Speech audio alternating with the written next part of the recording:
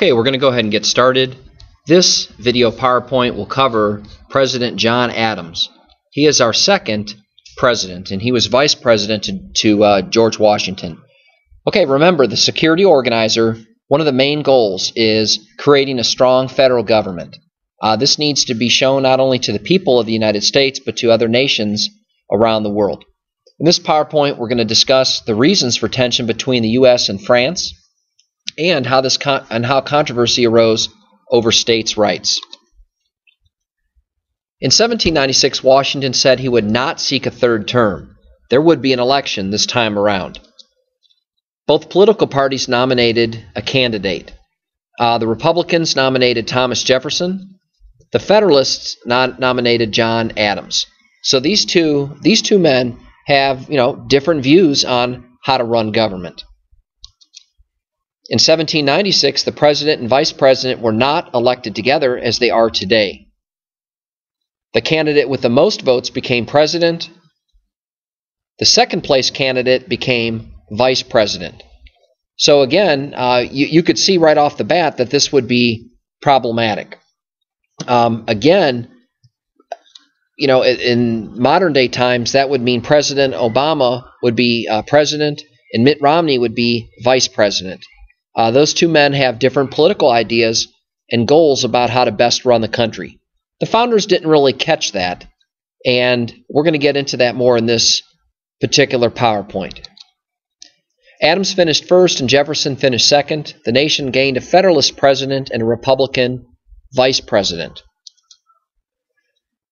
So again, Jefferson and Adams were both on the ticket, but again, this was going to lead to serious tensions during the next 4 years, and we'll explain why. How did problems with France intensify the split between the Federalists and the Republicans? John Adams succeeded Washington as president in 1796. Adams immediately faced a crisis over relations with France.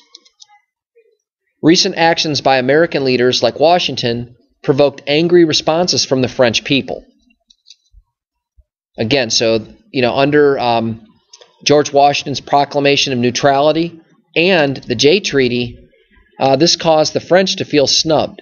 All right, and again, the French snubbed a U.S. diplomat and attacked U.S. ships.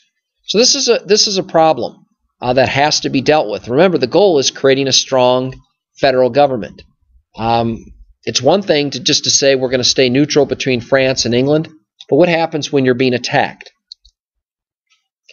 In 1797, Adams sent a mission to France. This led to a scandal known as the XYZ affair. So again, diplomats are sent, and they're trying to resolve problems that two countries have. French agents demanded that the U.S. pay them a large bribe.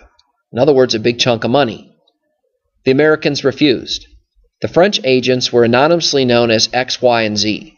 So basically they're saying, we'll back off, but pay us a good chunk of money. The XYZ affair caused war fever in America. Adams asked Congress to increase the size of the Army and rebuild the Navy. So this is something that's definitely going to occur here is, we need a Navy. Problems might escalate with France. We have to beef up our military. From 1798 to 1800, the United States fought an undeclared naval war with France. So Congress didn't declare war, but there was fighting nonetheless. Adams opposed a full-scale war with France. He sent a new mission to France to meet with dictator Napoleon Bonaparte. In 1800, Napoleon agreed to stop seizing American ships. Adams had avoided war. So remember, part of a strong federal government isn't always just to roll over another country. It's also to consider your options. And war being very expensive, we're still in debt. We need to trade with France. We need to trade with Britain. So these are some things a president has to deal with, and Adams was able to avoid war. In 1798, war fever drove Federalists to pass laws to destroy their political opponents, the Democratic Republicans led by Jefferson. The Alien Act was directed at aliens such as immigrants. Now, that's probably more of an outdated term, but nonetheless, aliens would be, foreigners within the nation. The Sedition Act targeted Republicans and limited free speech. So again, the other political party, the Republicans, they didn't feel very comfortable under John Adams. They felt that Adams was the people that were coming to the country, Adams was trying to keep those type of people out, just so those people wouldn't end up joining the Republican Party. And again, as I have at the bottom here, both of these acts would divide the nation further. Passage of the Alien and Sedition Acts renewed the debate over federal versus state power. So if you think back to your vocabulary, states' rights. An argument for states' rights would say the federal government derives its power from rights given to it by the states. It means the states created the federal government. They had to agree to give up power. Another argument would be because the states created the U.S., individual states have the power to nullify, that means to cancel a federal law. And Jefferson and the Republican Party were definitely supportive of states' rights. Arguments for federal power would include the federal government derives its power from rights given to it by the American people. States have no power to nullify federal laws. In other words, they have to accept what's written. And states cannot revoke federal powers set forth in the Constitution. Basically, this is the Civil War laid out for you. But these were some pretty strong disagreements. Again, one contribution that was overlooked by Adams is his strengthening the U.S. Navy. And again, this is a big accomplishment.